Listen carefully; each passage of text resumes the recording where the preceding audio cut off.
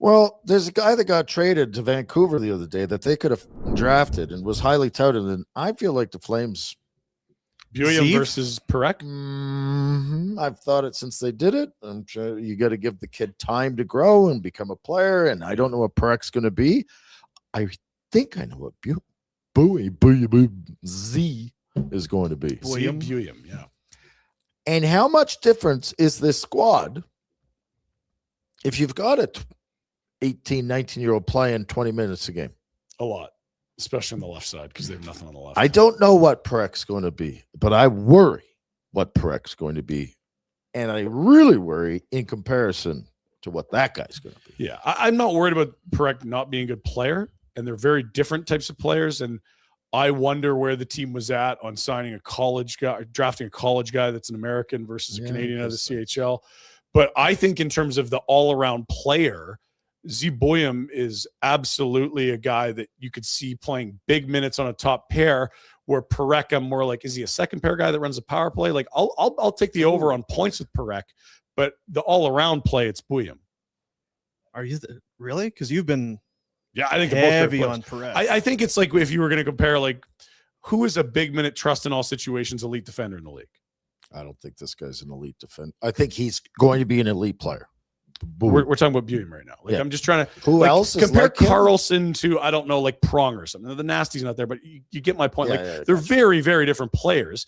And when you're a team that is last in the league in scoring goals, and you can add a guy that helps you offensively, I don't know that we're going to look back and be like, oh, he's way better. They're just very different players. Okay. Yeah. But there was some eyebrows raised that was the D they took. Dickinson was available as well. I think they're probably comfy with that. And we really, it's Prex played what? There's nothing. Yeah, games? he's given you. But that's fine. But okay, but I know it's part of it. It's part of it. I know. Says that shit. It's like, yeah, why? Because our D isn't that good. If those other kids were here, they'd be playing.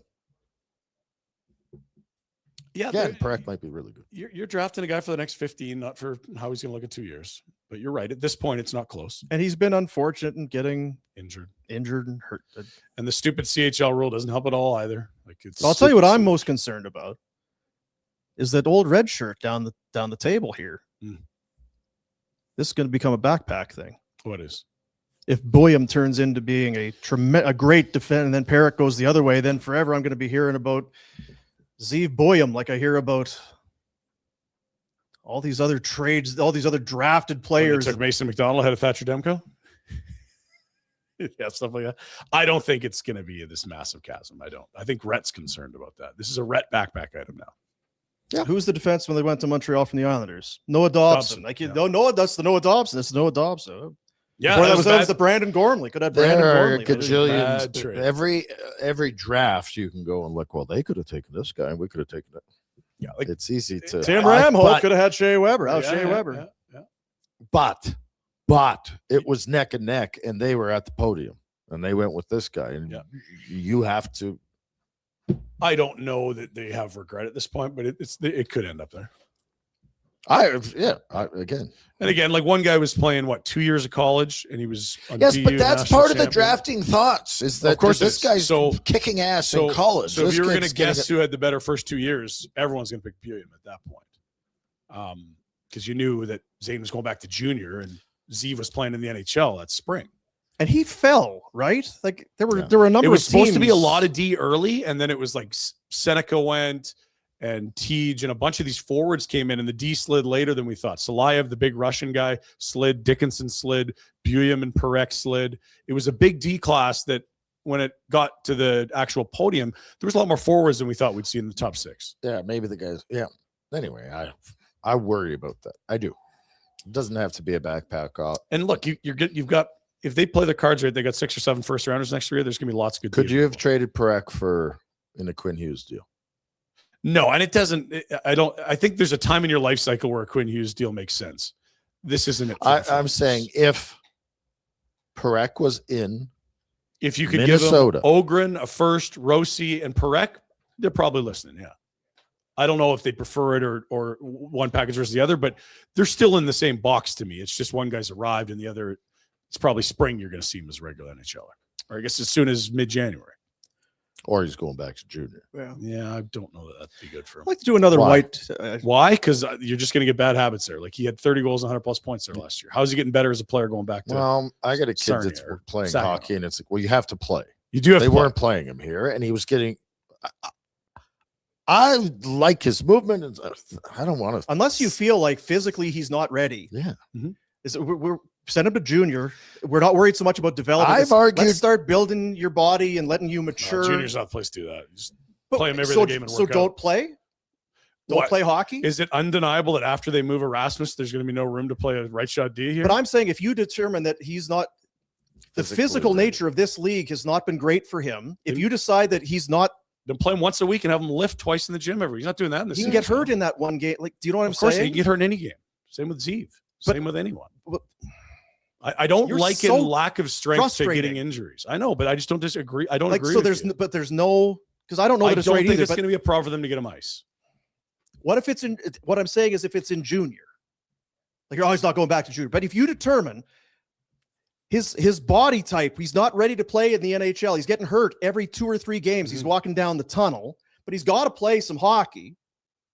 Like, are you just going to keep him here and do morning skate, bag skates with them, or do you send him back to junior for a couple of months after the World Juniors? You could. Like, is it a huge? If that becomes an issue, you send him back to junior. Is it a huge I haven't seen that dent as in an his issue at this development? point. Like, I don't think so. Well, everyone else is saying. I'm not. I've argued both sides where it's like play the piss out of them. Who cares? Your team's not Yeah. that good, and you can like. There's more than one option. Because I've been the guy too. I'm like, keep him under your own roof. Let your Yes. coaches work with him and all of that. But he hasn't played much hockey at all, to the point that I would. If going back to junior is the safest path and it builds your confidence and gets you some, Yeah, I some can't playing decide. time. He's going to have to show us something at the World Juniors. Yeah. Are you? yeah, Really he should good? go and dominate that tournament. He's on the top pair. He's on the top power play unit. They're asking him to be a major piece of that team.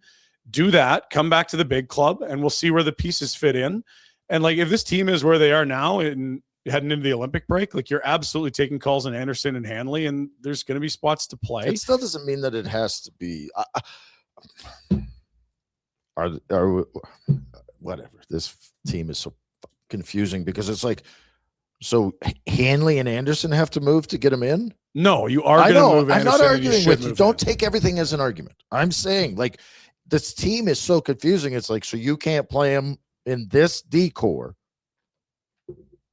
We have to wait for Yeah. Anderson and Hanley to move. Like, no, that's So not, what was he playing? 2/3 of games before the injury? not even. More than that? I don't think it was that much, was it? I mean, he was healthy the first week, and then after that, he's pretty regular, I thought, but I could be off. I think it wasn't every game, but if they're playing 4 games in a week, I felt like he was playing 3. I could be off. I thought he was playing less because I thought they were being criticized for having him around and not playing him enough. Yeah, and we heard that with Coronado when he sat, 2 games? So it's just a lot of noise when he's in the press box. I don't know that he actually missed that many games.